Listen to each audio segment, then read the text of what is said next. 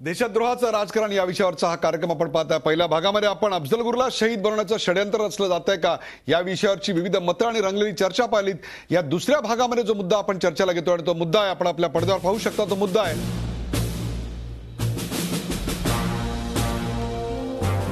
सरकारची अटक करण्याची कृती समर्थनीय आहे का?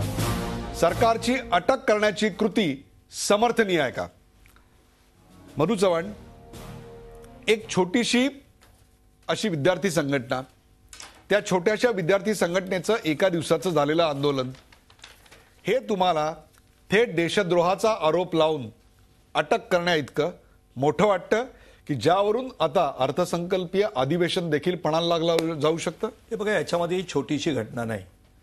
म्हणजे मी राजकीय अभिनिवेशाने किंवा भारतीय जनता पक्षाचा इथे प्रवक्ता म्हणून बोलत नाही, तर ज्या दिवसापासून माननीय पंतप्रधान नरेंद्र मोदी देशात आणि महाराष्ट्रात बीजेपीचं राज्य आल्यानंतर काँग्रेस आणि डाव्यांनी या देशामध्ये तडफडाट झालं। सत्तेतून बाहेर, पाण्यातून बाहेर काढलेला मासा कसा तडफडतो तसा त्यांना काही कारण मिळाली नाहीत आणि म्हणून हे एक प्रकारचं षडयंत्र आहे। कुठलाही विद्यार्थी, म्हणजे जसं ते यांनी सांगितलं किंवा आता सातव म्हणतायत की आम्ही अशा तऱ्हेच्या घोषणा देणार नाही आणि मग अशा तऱ्हेचं वातावरण निर्माण करायचं कुठलं तरी संसदेच्या अधिवेशनापूर्वी या देशामध्ये। आता तुम्हाला माहिती आहे की अरुंधती रॉयनी सुद्धा काही दिवसापूर्वी नक्षलवाद्यांना हातात बंदूक घेतलेले गांधी म्हटलं होतं। या देशामध्ये अभिव्यक्ती स्वातंत्र्याच्या नावाखाली काही केलं जात आहे।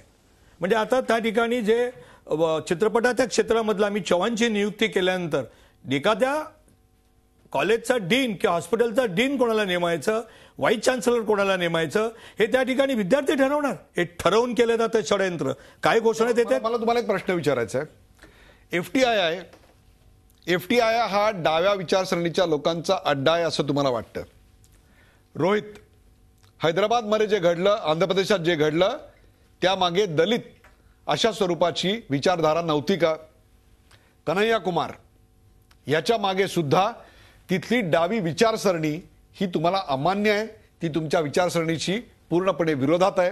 तुम्हाला काय उखडायचं या देशातनं? बरोबर, तुम्हाला काय उखडायचं? तीव्र मतभेद, तुमच्याशी मतभेद कोणाचे असू शकत नाही? अजिबात नाही। मतभेद असले की त्यांना तुम्ही संपवू इच्छिता? अजिबात नाही। अभिव्यक्ती स्वातंत्र्य सुद्धा तुम्ही असू देत नाही कोणाला? अजिबात नाही। उलट तुम्हाला मी एक आठवण करून देतो, ज्या वेळेला एका संसदेमध्ये भाषण करत असताना आणि जनसंघाचे त्यावेळेचे अध्यक्ष श्यामाप्रसाद मुखर्जी उभे राहिल्यानंतर नेहरू म्हणाले की I will crush your mentality, त्यावेळेला एका क्षणाचाही विलंब न लावता डॉक्टर श्यामाप्रसाद मुखर्जी म्हणाले होते की I will crush this crushing mentality. आम्हाला या देशातून विरोधी पक्षांना त्या ठिकाणी संपवायचं नाही, ही भाषा आम्ही केली नाही। उलट आणीबाणीमध्ये अलाहाबाद हायकोर्टाने निर्णय विरोधात दिल्यानंतर माननीय राहुल गांधी काल म्हणाले की हिटलरशाही आहे। हिटलरशाही कुठली होती? तुमच्या आजीने 1975 साली त्या ठिकाणी जगमोहनलाल सिन्हाने त्यांच्या विरोधात निर्णय दिल्यानंतर त्याच्यात आणीबाणी आणली।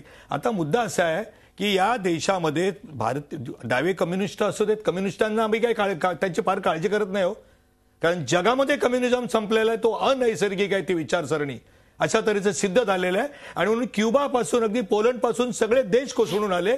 केवळ 70-72 वर्षच त्या ठिकाणी रशियामध्ये कम्युनिझम टिकला, कारण तो अनैसर्गिक विचारावर आधारित आहे। त्यामुळे आम्ही त्याला घाबरत नाही। मूळ मुद्दा असा आहे या ठिकाणी की कशा प्रकारचे, आता हे एक प्रकारचं षडयंत्र होतं आणि जवाहरलाल नेहरू युनिव्हर्सिटीमध्ये आता गिलानी संशयाचा फायदा घेऊन किंवा पुरेसा कागदोपत्री पुरावा नाही मिळाला गोष्टीवरून तुम्ही एका व्यक्तीला थेट देशद्रोहाखाली अटक करता? केलं पाहिजे। मला कल्पना आहे देशद्रोहाखाली त्याला आयुष्यभर जेलमध्ये खितपत पडावं लागू शकतं? पडावं लागलं। या देशामध्ये तुम किसी अफजल मारेंगे वगैरे आता ज्या घोषणा सांगितल्या त्याचा मी वेळ घेत नाही, किती भयानक घोषणा देतात, देशविरोधी घोषणा देता तुम्ही।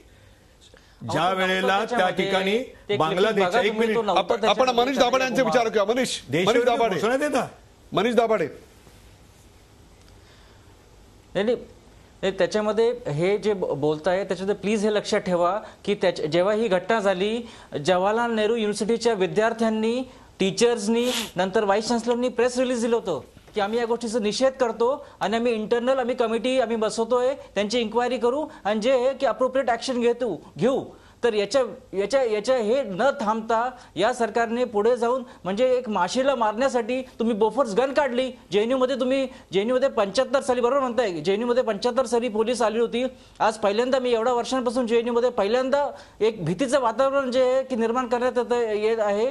त्याच्यामुळे लोक फार तिकडे नाराज झालेले आहेत की हा प्रश्न अफजल गुरुचा सगळेजण निषेध करताय. प्रश्न असा आहे की जो कन्हैया कुमार आहे तो एक इलेक्टेड रिप्रेझेंटेटिव्ह आहे, केलेलं नाहीये. छोटासा प्रश्न, त्याचं भाषण ऐका तुम्ही. मुद्दा बरोबर आहे. मनीष, मला एक छोटासा प्रश्न तुम्हाला असा विचारायचा आहे की झाला जो प्रकार घडला, ज्या देशविरोधी घोषणा देण्यात आल्या किंवा ज्या प्रकारचं तिकडे वातावरण निर्माण झालं, त्या सगळ्याला केवळ कन्हैया कुमारचं वक्तव्य कारणीभूत आहे असं वाटतं आपल्याला?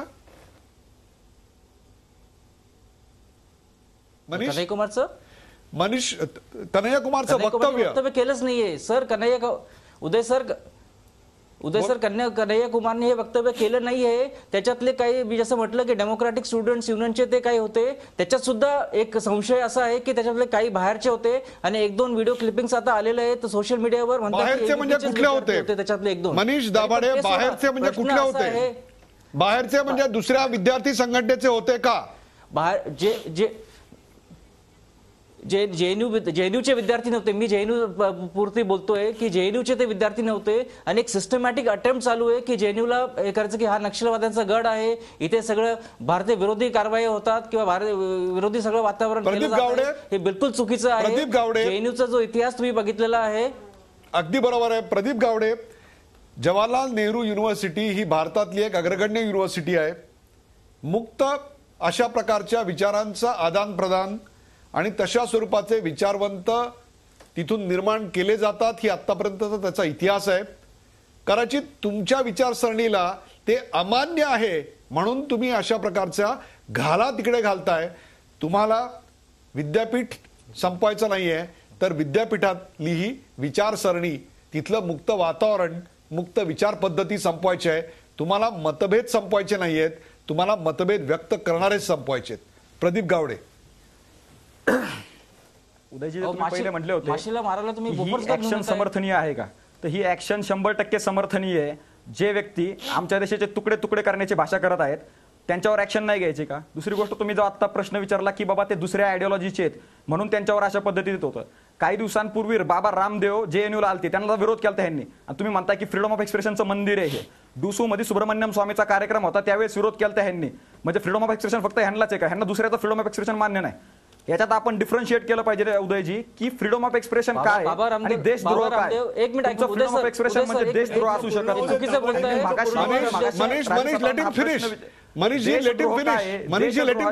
प्रदीप गावडे बोला. मध्ये डेफिनेशन आहे ती वाचा. प्रदीप गावडे बोला. देशद्रोह, फ्रीडम ऑफ एक्सप्रेशन काय, फ्रीडम ऑफ एक्सप्रेशन कुठं संपतंय आणि देशद्रोह कुठं सुरू होतोय हे आपण पाहिलं पाहिजे. तुम्ही कॅम्पसमध्ये घोषणा देताय की पाकिस्तान जिंदाबाद.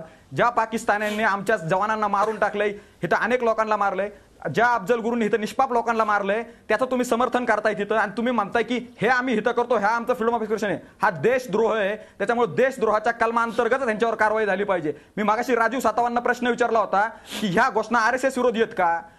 राहुल गांधी आसाममध्ये म्हणतात की ह्या आरएसएस विरोधी बोलल्यामुळे ह्यांना अटक केली आणि ह्यांच्यावर देशद्रोह दाखल केला.